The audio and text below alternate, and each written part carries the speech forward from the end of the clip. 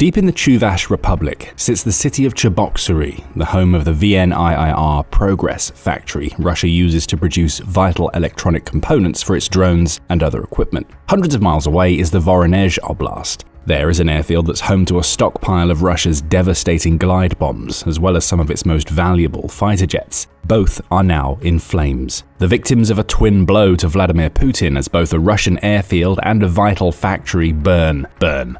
Ukraine just hit Russia hard with a 1-2 punch that is going to have plenty of long-term effects on Putin's brutal invasion. We'll start with the factory. On July 5th, Military reported that Ukraine had unleashed a horde of drone strikes on the Chuvash Republic. Their target was simple: the VNIIR Progress factory in the city of Cheboksary, which is responsible for manufacturing a range of electronic components, including the vital Kometa antennas that Russia is incorporating into many of its drones. Part of the ABS Electro Manufacturing Group, the factory builds both the antennas and Global Satellite Navigation System, or GNNS, receivers that work with the satellite navigation systems including GPS, Russia's own GLONASS, and Galileo. It's the Kometa antennas that were the key target here. We'll dig into them in more detail later, but those antennas are packed into Russia's Shahid drones, as well as being used in its advanced glide bomb guidance kits and Russia's Iskander-M ballistic missiles. Kometa antennas protect these weapons from Ukraine's electronic jamming countermeasures. Without them, Russia's aerial assaults become far less effective. There's more. According to Military, the factory Ukraine just hit also produces circuit breakers, contactless modules, and relays, all of which are used by Russia's Navy. The Yasin M-class nuclear submarines Putin has patrolling the waters of the world need these components, meaning Ukraine may have just caused Russia some serious naval problems. Add microelectronic components, applied computer equipment, and both hardware and software solutions for shipbuilding, and the loss of the VNIIR factory is a major blow to Putin. And Russia can't deny this happened. How do we know? Footage shared to the Astra Telegram channel shows that authorities in Cheboksary have already restricted access to the VNIIR Progress factory as a cleanup operation is underway. As Astra reports, in Cheboksary, after a drone attack, police blocked the entrance to the territory of JSC VNIIR Progress, as evidenced by eyewitness footage. The enterprise produces Kometa antennas for the Russian army, which protect the drones of the Russian armed forces from Ukrainian electronic warfare systems. After the attack on June 9th, it had already suspended operations. That's an interesting point. July 5th wasn't the first time that Ukraine struck the VNIIR Progress factory. It also hit the factory hard about a month earlier, targeting several of its key workshops and causing the plant to cease operations. Russia, of course, claimed that the initial attack wasn't effective. Head of the Chuvash Republic, Oleg Nikolaev, told reporters that Russia's air defenses had shot down the June drone horde, and that the factory was only on fire because it had been hit by drone debris. A common explanation from Russia. One that nobody believes, because fires of the magnitude seen at the VNIIR Progress don't happen because a facility got hit with a little bit of debris. They happen because Ukraine's drones scored direct hits against their targets. Astra provides more details in its Telegram post, adding, as Astra reported, on the morning of July 5th, drones attacked the capital of the Chuvash Republic, Cheboksary. A fire broke out in the area of the Vuterm hot water boiler plant on Lapsarsky Proyezd. It's unknown what exactly is burning. Local authorities have not yet commented on the attack. Footage of the strike was also shared on the Military YouTube channel, courtesy of Astra. The 22 seconds of video doesn't seem to show much at first. We hear what sounds like drones or something similar whirring away in the background, but there's no clear shot of the weapons Ukraine used to strike the VNIIR Progress plant. Then the footage zooms in, and that allows us to see what previously appeared to be clouds in the distance is actually the smoke rising from the Russian factory. The drones had already hit their targets, and the VNIIR Progress was in flames. This was a devastating 1-2 punch on a key Russian factory. In June, Ukraine forced that factory to close down temporarily with a devastating drone strike against some of its workshops. July 5th brought with it another strike, and this one may have taken out VNIIR Progress forever. Speaking about 1-2 punches, that's not the only one Ukraine has landed on Russia. In addition to the factory attack, Ukraine has also devastated a key airfield in the Voronezh Oblast, which is over 800 miles away from Cheboksary. Also on July 5th, Newsweek reported that Ukraine's drones had hit home on the Borysoglebsk airfield. That airfield is home to a large warehouse, which Newsweek says serves as a storage unit for some Russian fighter jets, devastating glide bombs, and several more of Putin's military assets. Specifically, Putin keeps some of Russia's most advanced fighter jets at the facility, including its Su-34s, Su-35s, and Su-30SM jets. Newsweek adds that residents of Voronezh say that Ukraine hit the airfield hard on July 5th, causing up to 10 explosions starting from 2 a.m. Those strikes have been confirmed by the NASA Fire Information for Resource Management System, which Astra says has reported a massive fire in the vicinity of the airfield. More details about the attack come from CNN, which reports that Ukraine's general staff took to Facebook to confirm the strike on Borysaglebsk. The staff pointed out that the airfield is home to training aircraft, likely meaning the various Sukhoi fighter jets we mentioned earlier, along with glide bombs and possibly other aircraft. The Kyiv Independent also has a report on the strike. Like the other resources, it confirms that Ukraine's target was a warehouse at the Borysaglebsk airfield. However, it adds that Ukraine's attack may have destroyed at least one of Russia's training and combat aircraft, along with a storage facility for Russia's glide bombs. Russia has issued only limited comments, focusing on drone interceptions rather than confirming any strike damage. The Kyiv Independent reports that all the Russian Defense Ministry has said is that it intercepted 42 of Ukraine's drones during a 3-hour operation that saw Ukraine attack the Belgorod, Kursk, and Bryansk oblasts. At least 2 of those drones were shot down near St. Petersburg, the ministry says, forcing the closure of the nearby Pulkovo airport. 3 more were shot down over the Smolensk Oblast, according to the region's governor, as were several over the Voronezh Oblast. As for direct hits, Russia isn't saying anything, and that's par for the course when it comes to Russia's responses to Ukraine's drone strikes. It always focuses on what it shot down while claiming that any damage caused happened due to debris. The reality is much different. Both a vital factory and a key Russian airfield are now burning because Ukraine's drones scored direct hits against both in a devastating aerial assault that has left Russia reeling. And this assault matters for several reasons. First, there's the potential loss of the previously mentioned Kometa antennas to consider. In March, Forbes senior contributor David Hambling wrote about these antennas, noting that they're playing a key role in the electronic warfare arms race that has emerged between Russia and Ukraine since Putin launched his invasion. We've touched on what those antennas do already. They serve as vital components in the guidance systems Russia builds into its glide bombs, drones, and some of its missiles. The Kometa lies at the center of the arms race Hambling mentions. He talks about Russia's Shahid drones and its glide bombs, noting that Russia launched 1,050 of the former and 1,300 of the latter at Ukraine in just 1 week the previous February. Both weapons use the Russia Comet satellite guidance system, Hambling reports. Ukraine has deployed vast numbers of electronic jamming and spoofing devices to make the weapons miss their targets. Russia has responded by successfully upgrading Kometa, increasing the number of antenna elements from 4 to 8 to 12 and beyond to beat the jammers. Therein lies the problem for Ukraine, and the reason it targeted the VNIR Progress plant. Hambling adds that this particular plant is the only one in Russia capable of manufacturing Kometa antennas, which were introduced in 2017, with the unique selling point that it's capable of filtering out electronic jamming signal. Ukraine uses those signals to confuse the guidance systems built into the aerial weapons Putin is launching at its cities and infrastructure. The same writer also provides more details about how the Kometa antennas work. He says they're technically referred to as Controlled Reception Pattern Antennas, or CRPAs, and they use several antenna elements capable of combining their signals. Amplification is made possible by this design, though it's not all the Kometa is capable of.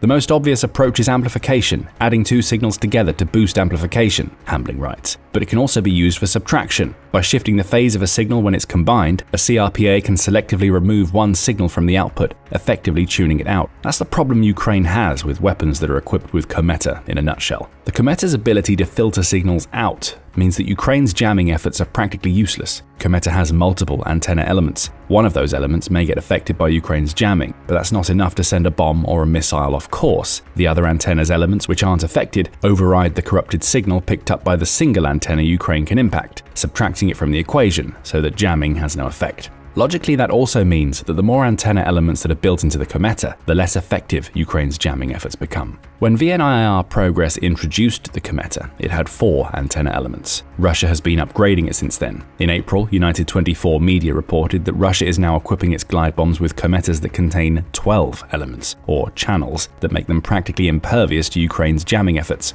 More elements mean more resistance, along with improved satellite navigation for Russia's aerial weapons. So we can see clear logic in the VNIR Progress assault. Take out the plant that builds the antennas and you destroy Russia's ability to guide some of its most terrifying weapons. Fewer missiles, drones, and glide bombs hit their targets on Ukraine's territory. That means reduced pressure on the country's stretched defenses. Speaking about glide bombs, they were a key target in Ukraine's other attack on the Borysaglebsk airfield. If hitting VNIR Progress was about destroying the jamming resistance guidance systems those bombs are now using, the Borysaglebsk strike was all about taking out as many of those weapons as possible. And Ukraine needs to do that. Russia has been hitting it hard with glide bombs for much of the war. Glide bombs came to prominence during the first half of 2024 when Putin started using them in massive volumes to cause severe damage to Ukraine's cities and infrastructure. The BBC reported on them in May that year, providing the basic details. Russia creates glide bombs by taking dumb bombs and equipping them with special GPS-navigated glide kits that allow the bombs to be fired from behind the front lines before they glide to their targets using special fold-out wings. These bombs are typically the FAB series of dumb bombs, which previously had no form of guidance and were instead designed to be dropped from aircraft directly above the target. Russia has thousands of these FAB bombs, with the heaviest of them weighing about 1.5 tons. For context, a single Russian 152mm artillery shell packs about 14.3 pounds of explosive material. A FAB 1500, equipped with a glide kit, weighs a little over 1,300 pounds. That's almost 93 times the explosive potential of an artillery shell. And Russia has been buffeting Ukraine with these terrifying weapons for well over a year. In March 2024 alone, Russia launched 3,000 glide bombs at Ukraine, according to Ukrainian President Volodymyr Zelensky. It's only gotten worse since. In January 2025, Reuters reported that Russia had launched 51,000 glide bombs at Ukraine since Putin launched his invasion. If we assume that Russia was dropping these bombs from the start of the war, that would amount to around 1,400 glide bombs per month. However, that's not accurate. Russia came up with the glide bombs toward the end of 2023, with the vast majority launched up to January, hitting Ukraine in 2024. Reuters says that Ukraine was hit with 40,000 of Russia's glide bombs in 2024 alone, creating a monthly rate of around 3,300, about what Zelensky reported back in March 2024. Back on April 3rd, the Ukraine Crisis Media Center noted that Russia hasn't slowed down with its glide bomb assaults. On day 1,134 of the war, it says Zelensky claimed that Russia hit Ukraine's Sumy region with nearly 50 glide bombs in a single day. That region is being targeted because it's key to Russia's summer offensive. Hit Sumy hard with glide bombs, Russia's logic goes, and you tear down Ukraine's defenses so that Russia's troops on the ground can take territory. It's a tactic that has worked for Putin plenty of times before, as Radio Free Europe said toward the end of April. It showcased several Ukrainian cities and towns, all of which have become bombed-out shells of what they used to be. Chasiv Yar, Toretsk, Vovchansk, Bakhmut, Mariinka, and many others all bear the scars of Putin's devastating aerial assaults. Ukraine's 1-2 punch on July 5th had a serious impact on Putin's glide bombs. It took out both the factory Russia used to make the Kometa antennas being packed into those bombs and a stockpile of the bombs themselves. Russia certainly hasn't run out of glide bombs, but from now on, these bombs may be less accurate, and in the immediate sense, Russia won't be able to send them from Borysaglebsk to airfields that are closer to the front lines. And that's not all that Ukraine achieved with its Borysaglebsk strike. We mentioned earlier that the Kyiv Independent reported that Ukraine may have taken out at least one of the trainer aircraft at the airfield. That's another problem for Putin because Russia has a problem with its pilots that the Kremlin doesn't want to talk about. It's quickly running out of experienced pilots that would allow Russia to dominate Ukraine's airspace. This isn't a new problem for Putin. In April 2023, Business Insider reported on a study that revealed years of inadequate pilot training may have been behind Russia's initial struggle to use its massive air force to gain air superiority in Ukraine. That study, published by the Royal United Services Institute, claims very few Russian fixed-wing pilots had significant training or currency for very low-altitude close air support in contested airspace, since this never formed part of their core training tasks before the invasion.